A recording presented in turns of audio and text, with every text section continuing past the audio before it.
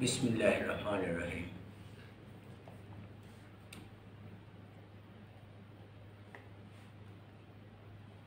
আমরা যে বাংলা ভাষার বিভিন্ন লেখক রয়েছে, তার মধ্যে আমরা কাউকে ছোট করে দেখতে চাই না, বা এটা দেখার অভিলাষও নয়, কাউকে বড় করারও নয়। এখানে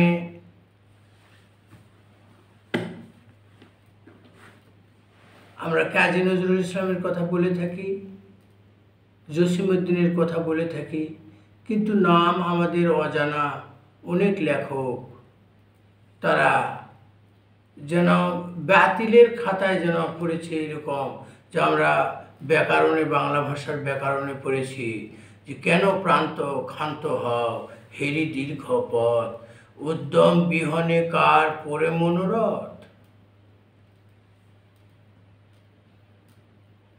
কাঁটা হেরি ক্ষান্ত কেন কোমল তুলিতে, দুঃখ বিনা সুখ লাভ হয় কি মোহিতে।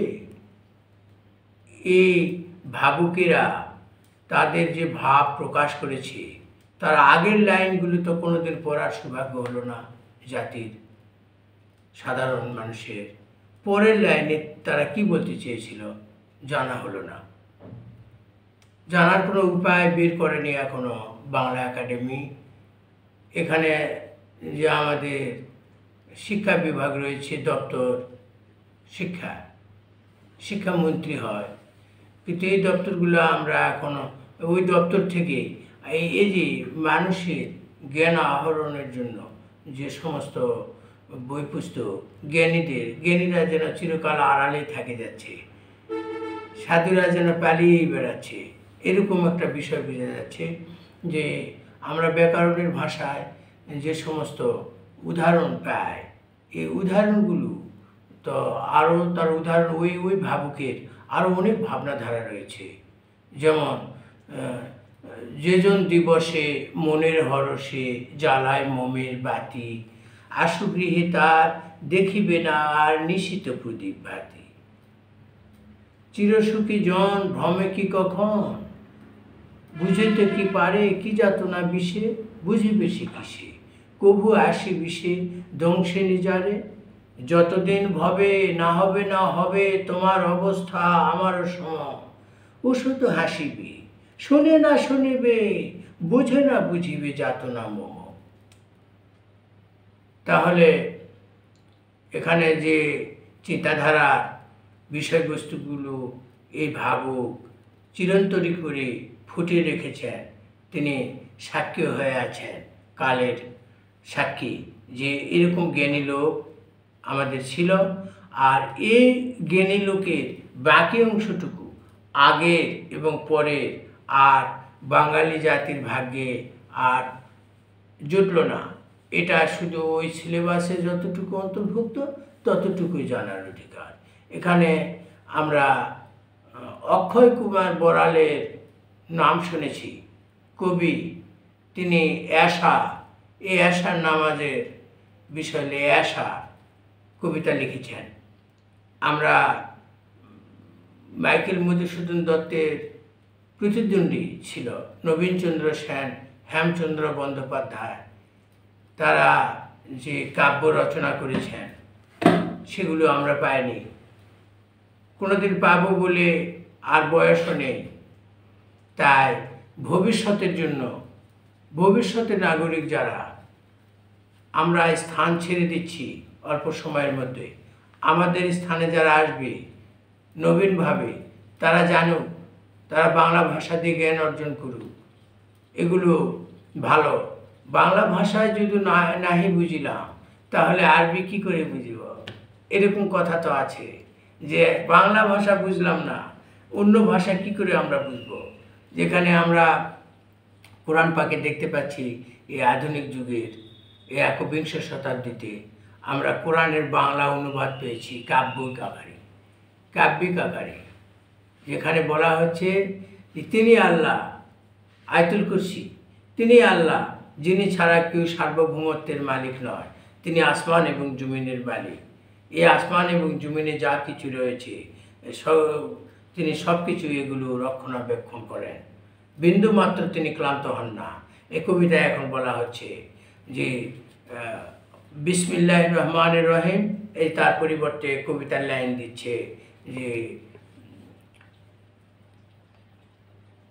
তিনি আল্লাহ যিনি ছাড়া তিনি আল্লাহ আশ্রয় চাহি আল্লাহর কাছে, যেন শয়তান দূরে রয়।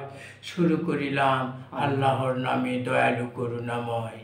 তিনি আল্লাহ যিনি ছাড়া আর ইলাহা নেই কো আর, তিনি চিরজীব তাহারই সর্বসত্তার অধিকার।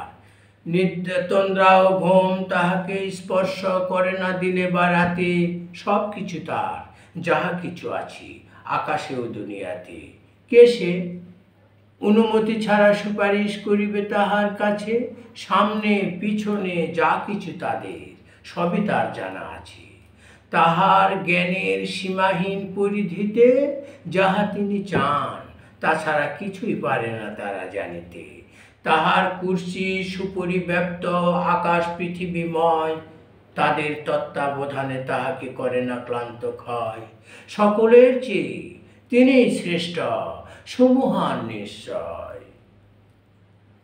আমরা আয়াতুল কুরসি পড়ি, এর বাংলা কবিতায় অনুবাদ। বাংলাতে বোঝানোর জন্য সূরা ইখলাস।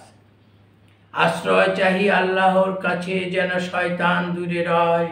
শুরু করিলাম আল্লাহর নামে, দয়ালু করুণাময়।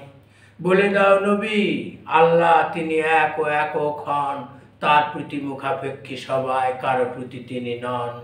জন্ম নেননি আর করেননি কাউকে জন্মদান,